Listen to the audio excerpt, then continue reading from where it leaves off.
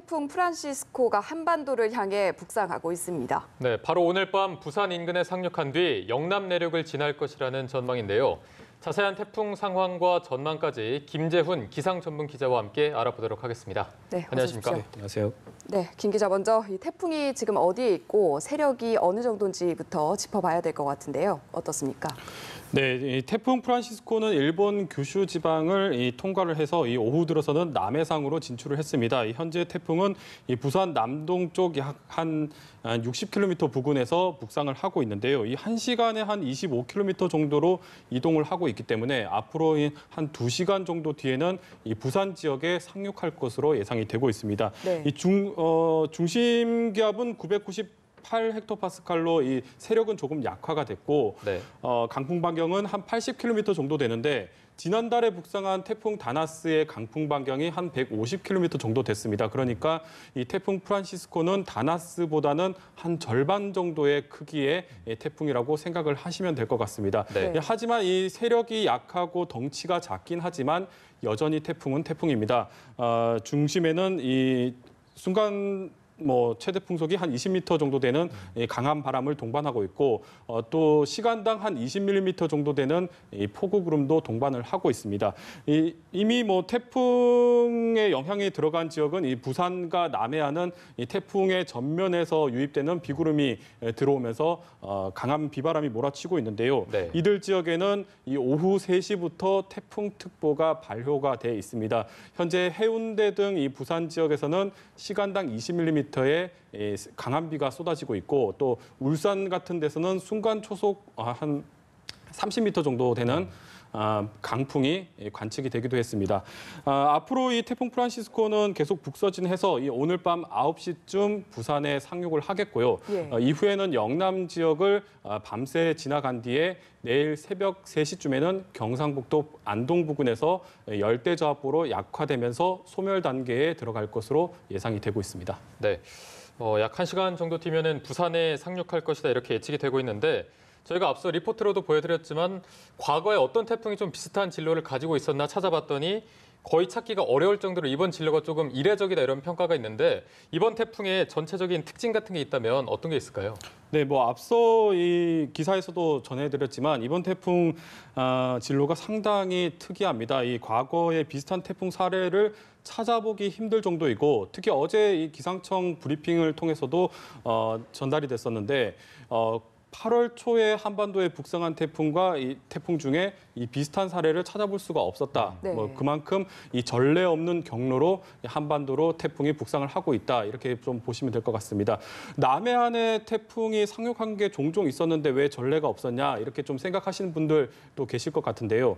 일단 이 태풍이 지나온 경로를 좀 살펴보면 일본 규슈 지방을 태풍이 통과를 한 뒤에 이 한반도로 지금 향하고 있습니다. 네. 보통 태풍은 바다에서 이 수증기를 머금고 발달을 하기 때문에 내륙으로 들어가면 육상과 마찰이 생기면서 크게 약화됩니다. 따라서 일본 규슈를 통해서 한반도로 북상한 태풍은 보통 남해상으로 진출을 하면 소멸하거나 열대저하보로 약화되는 게 일반적이었는데 네네. 이번 태풍 같은 경우는 이 규슈를 통과한 뒤에도 한반도로 상륙하는 굉장히 이례적인 경로를 보이고 있다. 이렇게 좀 얘기를 드릴 수가 있습니다. 일단 한반도 상륙만 좀 떼고 보면 지난 2012년에 북상한 태풍 삼바와 좀 비슷한 경로를 보이고 있는데 이 당시 태풍 삼바도 이 영남과 강원 지역에 상당히 많은 비를 뿌렸습니다. 특히 영남, 경남 지역에는 하루에만 150mm에 달하는 이 폭우가 쏟아지면서 크고 작은 피해가 발생한 바 있습니다. 이번 태풍도 일단 영남과 강원 지역이 태풍의 오른쪽 반경에 들어가기 때문에 상당한 강한 비바람이 집중될 것으로 예상이 되고 있습니다. 이들 지역에서는 좀 대비를 좀 잘 할 필요가 있겠습니다. 네, 사실 요즘 태풍 예보가 나오면 많은 분들이 우리 기상당국의 예보만 참고하는 것이 아니라 외국 기상당국의 예보를 좀 살피는 분들이 꽤 많아졌더라고요.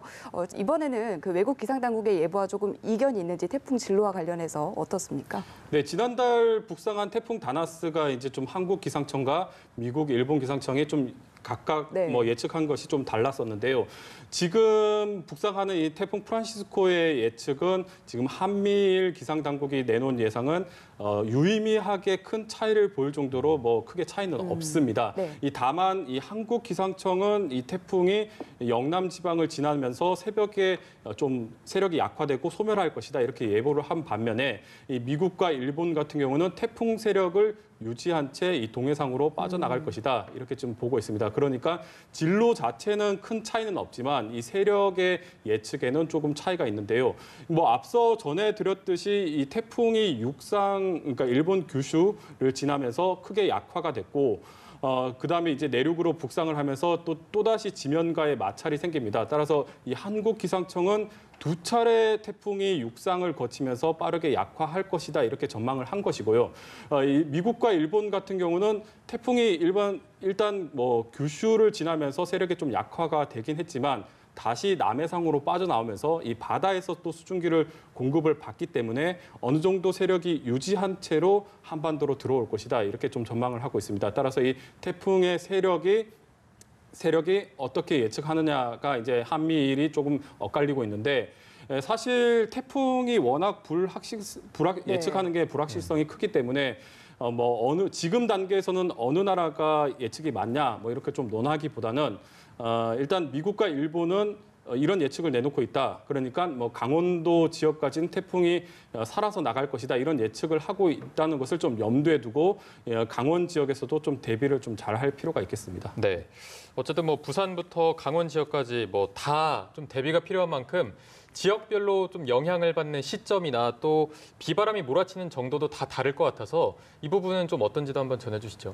네, 그렇습니다. 일단 뭐 앞서 전해드렸듯이 부산과 남해안 지역은 벌써부터 태풍의 본격적인 영향이 시작이 됐고, 네. 그리고 일단 태풍이 조금 있다가 이제 부산 지역으로 상륙을 하게 되는데 이때 상륙을 하게 되면 태풍의 전면에 있는 이 폭우 구름들이 이 영남 지역 내륙으로 그대로 다 들어가게 됩니다. 따라서 네. 이 태풍이 상륙하는 시점에는 영남 내륙 그러니까 경북 지역에서도 태풍의 본격적인 영향을 받는다. 뭐 이렇게 좀 생각을 하시면 될 것 같습니다. 따라서 일단 최대 고비 시점을 좀 전해드리자면 오늘 저녁부터 태풍이 좀 약화되는 내일 새벽까지가 최대 고비 시점이라고 할 수가 있겠고 네. 일단 앞서 전해드렸듯이 태풍의 우측 반경에 이 영남과 강원 지역이 들어가게 됩니다. 네. 따라서 이 태풍 오른쪽 반경은 위험반원이라고 해서 태풍 자체가 가지고 있는 이 바람과 이 북상 속도가 더해지기 때문에 다른 지역보다 훨씬 더 강한 비바람이 집중될 수 있는 지역인데 이 지역에 영남과 강원 지역이 들어가게 됩니다. 따라서 이 영남과 강원 지역은 이 비바람에 대한 대비를 충분히 하셔야 되겠고, 네. 그다음에 이제 태풍이 북상하면서 이제 바닷물 수위가 올라가는데 네. 이 태풍 상륙하는 시점에 남해안의 만조 시각과 겹치게 됩니다. 따라서 이 남해안 저지대에서는 이 폭풍으로 인한 해일이 발생을 할 수가 있기 때문에 저지대에서는 침수에 대한 대비를 철저하게 할 필요가 있는데 특히 지난주부터는 백중살이라고 해서 이 네. 지구와 달이 거리가 가까워지면서 해수면이 1년 중 가장 크게 상승하는 기간입니다. 따라서 더 해일에 대한 대비를 좀 잘 할 필요가 있겠습니다. 마지막으로 이제 태풍이 약화는 되지만 열대 저하부 그러니까 태풍의 지위는 좀 없어지지만 열대성 폭풍은 그대로 남아 있거든요. 이 열대성 폭풍이 빠져나가는 시점이 이제 내일 새벽에서 아침으로 보여지는데 이 강원도 지역으로 이제 지나갈 것으로 보여집니다. 이때 이 강원도 지역에 상당히 많은 비가 내릴 것으로 보여지는데 특히 이 강원 영동 지방은 지난 4월에 대형 산불이 발생을 네. 하면서 지반이 상당히 약해져 있는 상태입니다. 네네. 이 산사태가 발생하지 않도록 좀 철저하게 대비를 좀 하셔야 되겠습니다. 네, 태풍이 완전히 빠져나갈 때까지 철저한 대비가 필요해 보이는데 8호 태풍에 이어서 9호 태풍 소식도 들린다고 하더라고요. 어떤 태풍 이것도 진로는 어떻게 예상되고 있습니까? 네, 일단 9호 태풍이죠. 이 레키마가 필리핀 동쪽 해상에서 이제 북상을 하고 있습니다. 현재 레키마는 일본 오키나와 남쪽 약 한 800km 부근 해상에서 북상을 하고 있는데요. 일단 세력은 강한 강도를 보이고 있고 이 크기도 중형급으로 일단 올해 발생한 태풍 중에 가장 강한 세력을 보이고 있다. 좀 이렇게 얘기를 드릴 수 있습니다. 네. 지금 태풍이 발생하고 있는 이 해상의 온도가 그러니까 수온이 상당히 높은 상태를 보이고 있기 때문에 태풍이 발달하는데 상당히 유리한 조건을 가지고 있다 이렇게 볼 수가 있는데 일단 아마 태풍이 이번 주 후반쯤에는 이 타이완 북쪽을 통과할 것으로 보여집니다. 이후에는 이 주말쯤에 이 중국 남부 지방에 상륙을 할 것으로 현재까지는 예보가 되어 있습니다. 따라서 이 주말쯤에 중국 쪽에 접근을 했을 때 이제 우리나라에 영향을 줄 것인가가 좀 어느 정도 윤곽이 드러날 것으로 전망이 되고 있는데요. 뭐 일단 다양하게 좀 시나리오를 살펴보면. 네. 중국 서쪽 해상을 따라서 계속해서 북상하는 경우가 있겠고 오른쪽으로 방향을 조금 틀어서 한반도로 들어오는 경우가 있겠습니다. 그 다음에는 조금 더 방향을 틀어서 일본이나 대한해협 쪽으로 통과하는 시나리오도 좀 생각을 해볼 수가 있는데 지금 일단 태풍 8호 프란시스코가 한반도로 북상하면서 한반도의 주변 기류가 상당히 변화가 심해져 있습니다. 따라서 이 9호 태풍도 어디로 향할지는 현재 워낙에 유동적이기 때문에 이 주말쯤에 중국 남부에 상륙했을 때 그때 좀 어느 정도 윤곽이 드러나기 때문에 앞으로 발표되는 최신 정보를 좀 잘 살펴볼 필요가 있겠습니다. 네. 네. 자, 이제 뭐 당장 약 1시간 정도 뒤면은 태풍이 부산에 상륙할 것으로 보이는데 지금 시청자분들이 저희 방송을 보시면서 태풍에 대비할 수 있는 방법도 있다면 좀 알려주시는 게 좋을 것 같습니다. 네, 태풍은 말 그대로 일단 아주 강한 바람을 동반하기 때문에 강풍에 대한 대비를 먼저 하셔야 되겠습니다. 일단 뭐 매번 태풍이 북상할 때마다 가정에서는 이 청테이프로 유리창에 X자를 붙이곤 하는데 네. 이 사실 이 유리창의 파손을 막는 효과적인 방법은 아닙니다.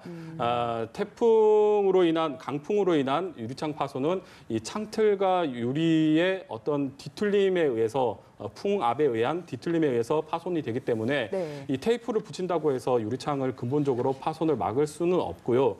단지 이 X자로 붙일 때는 붙이면서 유리창이 파손될 때는 유리 파편이 덜 튀는 그런 효과는 있습니다.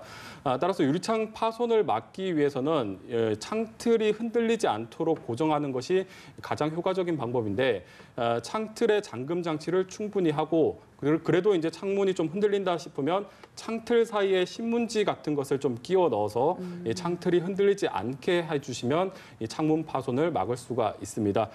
그리고 이번 태풍 프란시스코가 일단 동해안과 이 영남 지방에 최대 200mm의 많은 비를 뿌릴 것으로 예상이 되기 네. 때문에 이 침수에 대한 대비도 좀 잘 하셔야겠습니다. 이 가정에서는 배수구가 막힌 곳은 없는지 그리고 담장이 무너져 내릴 가능성은 없는지 좀 꼼꼼하게 확인을 해야 되겠고 만약에 길에서 이 물이 차오르게 되면 이 신호등이나 고압전선 근처에는 감전 위험이 있기 때문에 절대로 가까이 가지는 말아야 되겠습니다. 네. 그리고 이 침수로 인해서 침수가 발생한 뒤에 이제 가정으로 들어갈 때는 이 가스가 새는 곳은 없는지 건물의 붕괴 가능성은 없는지 꼼꼼하게 확인을 해야 2차 피해를 막을 수가 있겠습니다. 네, 말씀해 주신 수칙을 꼭 기억하고 태풍이 완전히 물러날 때까지 철저한 대비가 이루어져야 될 것 같습니다. 오늘 말씀 여기서 정리하겠습니다. 고맙습니다. 고맙습니다.